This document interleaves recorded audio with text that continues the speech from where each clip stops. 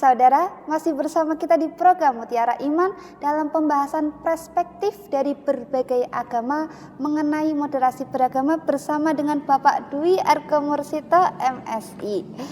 Nah, lanjut ke pertanyaan selanjutnya nih Pak. Oke, siap, langsung Mbak ya. Oke. Sebenarnya apa saja sih Pak sikap-sikap toleransi yang perlu diterapkan dalam masyarakat? Kalau menurut saya itu ada 3 level toleransi, Mbak. Jadi ini ada level-levelnya kayak level pedas kalau kita makan mie gitu ya. Boleh. Nah, level yang pertama itu adalah toleransi yang terpaksa. Jadi aku toleransi tapi karena terpaksa. Janjiannya aku nggak toleran tapi mau bagaimana lagi? Dipaksakan ya Pak? Nah, karena takut misalnya gitu. Atau karena wah aku ini minoritas, nanti kalau ngomong ke mayoritas gimana gitu kan. Akhirnya ya udah ngalah saja. Nah, itu harapannya nggak terjadi tuh yang begitu-begitu.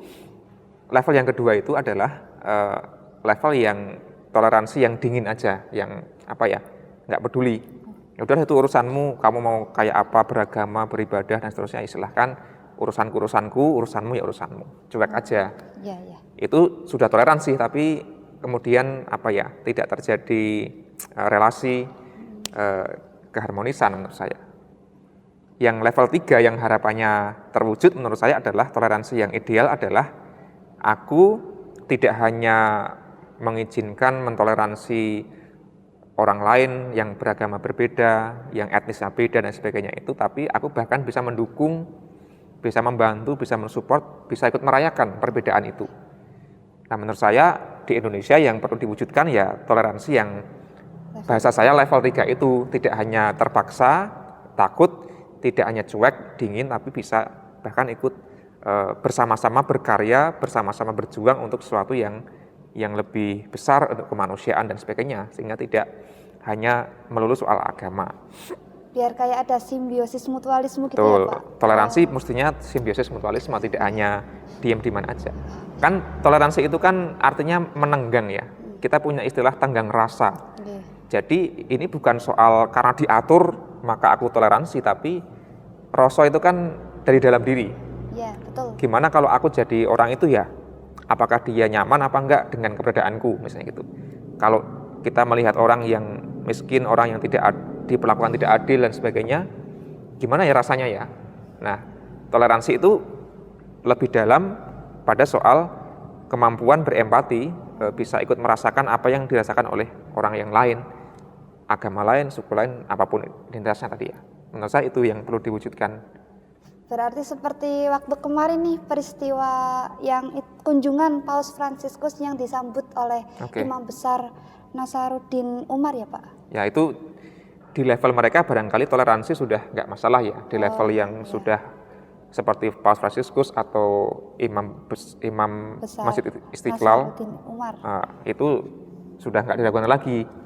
Menurut saya dua tokoh itu teladan tuh, itu kan bersalaman bahkan mencium kening dan sebagainya gitu ya. Jadi itu simbol toleransi yang menurut saya luar biasa. Ya meskipun ada juga yang mencibirnya, menganggapnya itu berlebihan lah atau dan sebagainya. Yang perlu didorong menurut saya adalah toleransi di level umat akar rumput. Gimana tuh Pak umat akar rumput? Ya kalau pemimpinnya aja bisa toleran, bisa bergandengan tangan, saling menghargai, ya mestinya yang di bawah pengikutnya itu juga bisa seterbuka itu. Tapi sekali lagi untuk terbuka kadang-kadang butuh perjuangan tadi Mbak. Itu butuh tenggang rasa tadi itu. Ini langsung ke pertanyaan selanjutnya ya Pak. Oke. Apakah ada ajaran dalam Alkitab yang mendorong sikap moderasi beragama dan bagaimana sih umat Kristen menerapkannya dalam masyarakat? Ya kalau di Alkitab itu contoh yang barangkali paling baik itu ada dalam diri Yesus ya bagi kami. Kenapa? Karena Yesus itu tidak hanya mengajarkan soal toleransi, moderasi beragama, tapi dia mempraktekkan, memberikan teladan langsung. Jadi kan Yesus itu hidup di dalam kultur Yahudi tuh.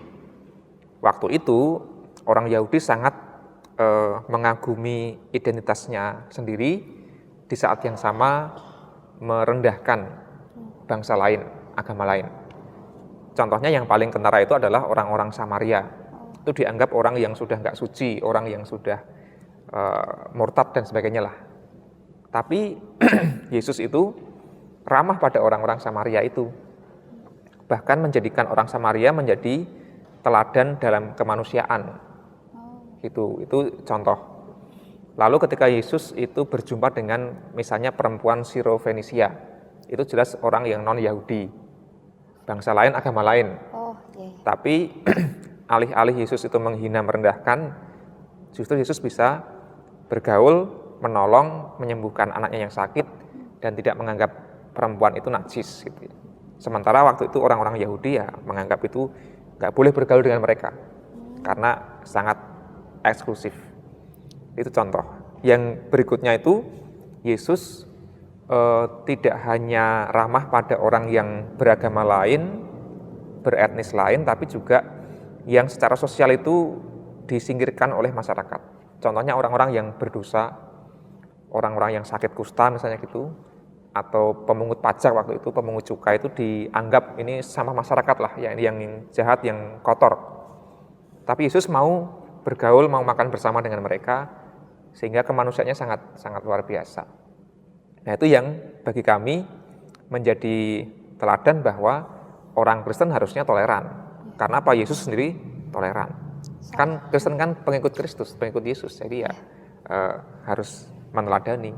Nah yang terakhir di Alkitab itu dijelaskan dengan sangat gamblang oleh Yesus, ada perintah, kasihilah sesamamu manusia seperti dirimu sendiri. Jadi kami diajari untuk mengasihi, mencintai orang lain ya seperti mengasihi diri sendiri. Ada toleransi, ada tenggang rasa tadi itu, saling menghargai. Nah itu salah satu ajaran yang paling penting di Alkitab tuh, mengasihi sesama manusia seperti diri sendiri. Gitu Mbak Aur. Ini kayak merangkul semua perbedaan ya Pak ya, biar nggak ada kesenjangan gitu kan. Betul. Wah, penjelasan dari Pak Argo ini sangat menarik dan membuat kita lebih memahami apa itu moderasi beragama yang diajarkan dalam Alkitab umat Kristiani. Nah saudara, jangan kemana-mana karena tentunya setelah ini kita masih memiliki beberapa pertanyaan dan tetap di program Mutiara Iman.